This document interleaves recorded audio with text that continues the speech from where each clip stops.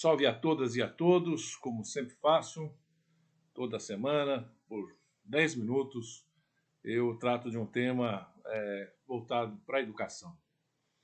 E essa semana eu vou tratar de um tema bastante importante, considerando que tem projeto de lei 5.414, que foi apensado ao projeto de lei 6.844/2017 e projeto de lei 8.445 de 2017, que veda o IAD para os cursos na área de saúde. Esse projeto de lei passou pela Comissão de Educação e agora está na comissão, na CCJ, né? Comissão de Justiça, Constituição do Senado Federal. É importante aí, antes de adentrar o tema propriamente dito, falar sobre dois artigos, ou 3 artigos, que são de extrema importância. O artigo 5º, o inciso 13º da Constituição Federal, e o artigo 196 e 197, também da Constituição Federal. Bom, o que diz basicamente os dois artigos? O artigo 5º, ele dá a liberdade, né, de ofício e profissão, observada a legislação, né? E o artigo 196 e 197, basicamente dá o direito ao acesso à saúde e estabelece também ao poder público, né, regulamentar toda esta a forma como é implementado o acesso à saúde, que pode ser tanto por entes públicos como também por entes privados. E nós temos vários entes privados aí, importantes inclusive, cuidando da saúde, só para citar algumas, mas a Santa Casa, por exemplo, é um exemplo vivo disso. Cabe registrar também que quem regulamentou o IAD no Brasil foi após a Constituição, observado o artigo 209, em que estabelece que o ensino é a livre iniciativa, cumpridas as normas gerais de educação, no caso a LDB, que foi aprovada, sancionada em 1996, e também o respeito à autorização e avaliação por parte do poder público, né? A LDB naquele instante foi aprovado, embora uma lei extremamente flexível e importante. Só cabe registrar que só em 96 foi aprovada essa lei, ainda que por voto de liderança, uma lei tão importante como essa. Mas introduziu o ensino à distância no Brasil. Colocou como modalidade, e eu cheguei até em alguns temas falar sobre isso, colocou como modalidade porque, na realidade, era incipiente o ensino à distância. Tinha o Instituto Universal Brasileiro e o Monitor, praticamente. O ensino à distância praticamente não existia, né? Então, isso foi feito a fim de motivar, ou seja, de introduzir tão necessária o ensino à distância no Brasil, né? E, a partir da sua regulamentação, importante fazer esse registro, né? Desde 96, desde o primeiro decreto, as diversas portarias, em nenhum momento foi colocado que os cursos que dependessem de atividades práticas fossem realizados à distância. Muito pelo contrário, claramente foi colocado de que o ensino à distância, ele, para as disciplinas práticas, tem que ter, sim, atividade presencial e, além do mais, também os momentos onde há as atividades de estágio e as avaliações propriamente ditas também obrigatoriamente tem que ser presencial. Então nunca teve no Brasil e até hoje ainda não tem nenhum curso autorizado 100% à distância. E como se sabe perfeitamente que o Conselho, o Ministério da Educação, em toda a política pública até então, firmada, sempre colocou na necessidade de ter presencialidade nessas atividades. E o Conselho tem feito uma campanha sistemática contra o IAD 100%, primeiro 100% IAD na área de saúde. Se o Conselho é contra, o MEC é contra, o setor privado também é contra, e nunca fez de maneira totalmente à distância. Então aí é um enorme equívoco.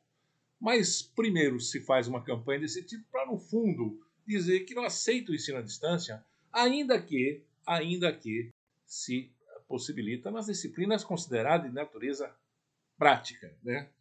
E é uma coisa curiosa que a pandemia veio desvendar uma outra realidade extremamente importante, né? Abreviou a colação de grau dos cursos de saúde, tal a necessidade que tinha o profissional de saúde. E curioso, importante assim registrar que o parecer do CNE 209 de 2020, que fala sobre os conselhos, né, que no fundo é o que está por detrás dessa movimentação e dessa aprovação de projeto de lei, é muito interessante fazer a leitura do parecer 209 de 2020, que, em síntese, claramente diz que cabe aos conselhos disciplinar, fiscalizar a profissão. Matéria de educação, de políticas públicas relativa à educação, cabe ao Ministério da Educação, cabe ao poder público propriamente dito, né? E ainda faz um registro no voto, dizendo que, no fundo, é um pouco da reserva de mercado que se pretende ter os cursos na área de saúde, impossibilitando que outros profissionais possam adentrar pelo meio que não seja só os cursos presenciais, mas também pelo próprio ensino à distância, né? E é interessante porque cabe lembrar que o ensino médico no Brasil foi muito questionado, muitos médicos não precisavam de mais médicos, a concluir que depois precisava ter um programa de mais médicos para trazer médicos de fora do país, principalmente de Cuba. Ou seja, essa reserva fez com que ainda se trouxesse profissionais de fora para atuar aqui no Brasil por falta principalmente de médicos, né?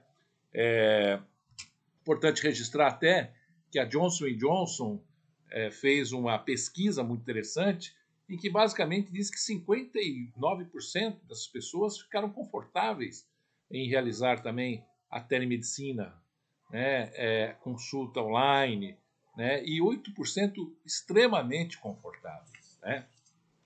E agora, então, com o advento do 5G, do surgimento do 5G, e lembrando que quando veio a internet, na década de 90, veio junto também, né, as experiências com telemedicina. Hoje, a Ásia, a Europa, os Estados Unidos usam até a videoconferência para fazer tratamento dermatológicos, e inclusive cirurgia por meio de robótica.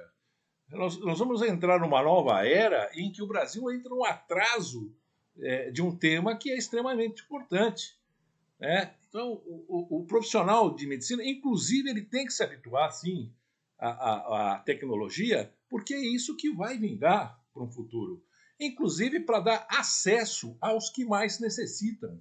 Veja bem, um sujeito está lá em Manaus, lá, ou está na aldeia indígena, de repente ele vai poder ter um tratamento pela videoconferência, né? Poderá ser feito uma análise do exame que ele fez por um dos melhores especialistas que se tem em São Paulo, Rio, nos grandes centros, né? Ou seja, o que não pode fazer é criar um fosso ainda maior que nós temos na área da saúde, né?